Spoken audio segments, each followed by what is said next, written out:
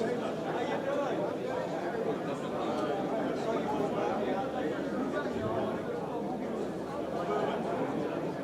morning, everybody, and thank you, Carol, for having me. My name is Grace Papay, and as Carol said, my call sign is Kilo Echo 8 Romeo Juliet Uniform. All my life, I've grown up surrounded by amateur radio. From hearing my dad in the basement early in the morning, working a rare grid, to watching the antennas rotate in the front yard. Even though I was surrounded by amateur radio, it wasn't until my freshman year of high school, in 2021, that I was licensed at the age of 15. That year, my grandpa was celebrating 60 years of being an amateur radio operator, and I got licensed to honor him. Fun fact, my grandpa was also 15 when he got licensed. Though I thought I would just pass the test and go back to the rhythms and routines I had before, I was wrong. In July of 2021, I passed my general exam, and in March of 2022, I passed my extra class exam. This hobby has changed my life for the better. My first contact was with my grandpa, K8YSE, while he was in Arizona, the grid Delta Mike 43. During that time, my grandpa was operating as K8YSE Stroke 60, celebrating 60 years of ham radio. When I started, I had little knowledge about how to make a contact or what the correct exchange was. On the day of the contact, my dad called my grandpa to see if he was going to be on the upcoming satellite pass. Once my dad and grandpa found a clear frequency on the satellite, they chatted a bit. Then my grandpa said he was looking for some new call signs. Then I took over the mic and gave my grandpa a call. My grandpa was delighted to hear my voice, and I in return was excited to make my first contact. During the contact, I was not alone on what to say. My dad, KDP, was there helping me with what the proper exchange was. As I went on to make contacts with Christy, KB6LTY, and Hector, CO6CBF, on the same pass. In my radio career, I have benefited greatly from having my dad, KDP, and my grandpa, K8YC, being able to mentor me. Since my dad and grandpa have been active on satellites, I have also joined the satellite grid chase. Currently, I worked 825 unique grid squares. One of the groups I'm a part of is the Radio Amateur Satellite Corporation, also known as AMSAT. AMSAT is a worldwide group of amateur radio operators who share an interest in building, launching, and communicating through amateur radio satellites. Some of the satellites that are currently operational are supported by AMSAT North America. This group has many experienced operators that can help anyone wanting to dive more in depth with operating. Feel free to stop at the AMSAT booth in Building 1 to learn more from experienced satellite operators. When getting started with satellite operation, a concept to understand is the satellite's footprint. The satellite's footprint is the area of the Earth that is visible to a satellite at a given time. The satellite's footprint shifts as the satellite passes, so who and where you're going to contact is always changing. The footprint can range several thousand kilometers. This range depends on what type of orbit the satellite is in: low Earth orbit, medium Earth orbit, and highly elliptical orbit. Being able to understand each satellite's unique footprint and orbit allows you as the operator to know if on a certain pass you'll be able to contact a certain station. There are several different apps and software that allow you to visualize the satellite's footprint. Some of the software includes SatPC32, Orbitron, Mac Doppler, SatSat, and AMSat Droid. Understanding the satellite's footprint is just one step you should take to become a satellite operator. Having an understanding of the satellite's footprint has helped me and other operators make contacts around the world. One example is with UT1 Fox Golf Maritime Mobile, Captain Yuri. Yuri is a ship captain, while he is on a ship, he makes contacts on satellites 6 meters and HF. I've been able to contact him as he sails to and from his destinations.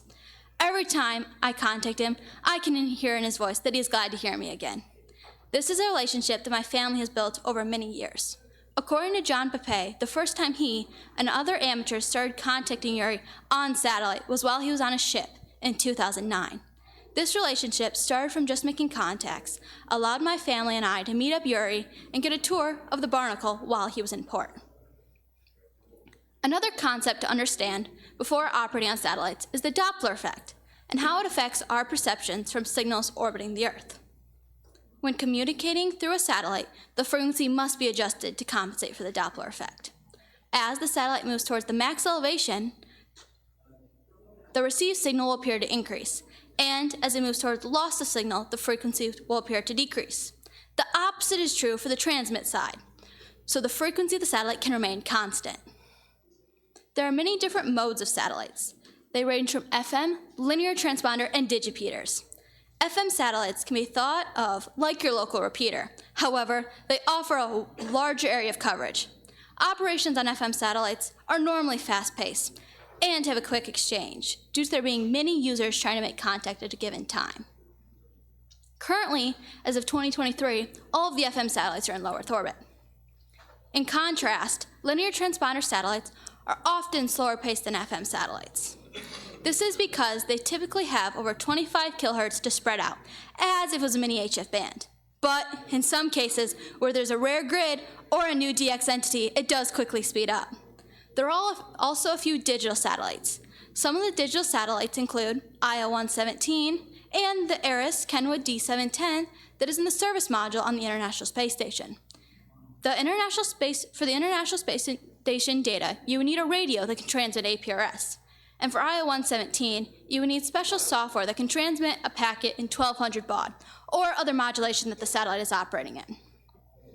From across the country to around the world, satellite contacts can be made using various modes. Long-distance contacts with satellites are possible. One example of a contact I've been able to make is with Juliet Kilo 2, X-ray X-ray Kilo, Takasan, all the way in Japan. From my home, the distance is 10,250 kilometers. This contact was made using a medium Earth orbit satellite that is orbiting at approximately 6,000 kilometers in altitude. Another distance contact I've been able to make is with Mike 1 Delta Delta Delta Portable, Nick, in England. This contact was made using RS-44, which is orbiting about 1,500 kilometers in altitude. RS-44 is a linear satellite that you can either use sideband or CW. These are just two examples of stations that operate away from their QTH and are eager to make worldwide contacts. There are many long-distance contacts you can make. DXCC on satellites is possible. Once you're ready to start transmitting on satellites, you'll need to understand the standard QSO Exchange. This exchange includes the satellite, the station you're trying to contact's call sign, and your 4-digit grid square. The grid square on satellite is like your state if you were on HF. There are several different ways to figure out what grid square you're located in. The best way would be to use a GPS receiver to know your latitude and longitude. Then you can be able to turn your latitude and longitude into a number and letter identifier. Once you understand the standard QSO Exchange, it is important to understand the speed and cadence of a satellite pass. One of the biggest things I did when getting started was listen, listen, and listen again. Listening to satellite passes helps you gain the understanding of the speed and the procedure of the information that is common. From across the world to 420 kilometers in space, I had the privilege to make contact with Dr. Kjell Lindgren while he was aboard the International Space Station, operating as November Alpha 1 Sierra Sierra. Kjell served as the flight engineer for Expedition 67 to the International Space Station, and Kjell splashed down off the coast of Florida in October of 2022. One day back in June, I heard Kjell Lindgren was operating during his free time, so I listened in the afternoon passes of the ISS in anticipation he would be there. As I tracked the pass, I heard nothing. But then all of a sudden, Kjell Lindgren was making contacts with other operators. So I waited my turn and then keyed up my radio and was able to make my contact. In reply, he welcomed me aboard the International Space Station. Just a few weeks ago, I had the opportunity to be a control operator for an ARIS contact at the West Michigan Aviation Academy. One of the teachers said the ham radio group made something very complex look easy, and that's something that has stuck with me since the ARIS contact. The team had to make sure all the equipment, coax, and more worked correctly. This took hours of teamwork, preparation, troubleshooting to be prepared. In the end, when we made the contact, something complex looked very simple. Being a part of an ARIS team has inspired me to continue real-time learning every satellite pass. One of the missions of ARIS is to inspire students to pursue interests in STEM, science, technology, engineering, and math, and to engage them in the radio science through amateur radio. As I called November Alpha 1 Sierra Sierra, you could feel the excitement in the gymnasium as over 500 students and staff waited to hear the astronauts return. After the event was over, we had several students that were eager to learn more about amateur radio. This contact was inspiring to all. What started as just passing a test has changed into a daily part of my life. I have met amazing people on the air, built relationships, learned problem-solving skills. Amateur radio satellites has given me the ability to participate in a goal-oriented part of the hobby. I would like to thank the Holland Amateur Radio Club, Kilo 8 Delta Alpha Alpha, and everyone else who has helped me prepare for this presentation. I would also like to thank everyone who has come to support me today. If you would like to hear more about my experience with ARIS, please come to the ARIS Forum in this room after the conclusion of the Youth Forum. Thank you.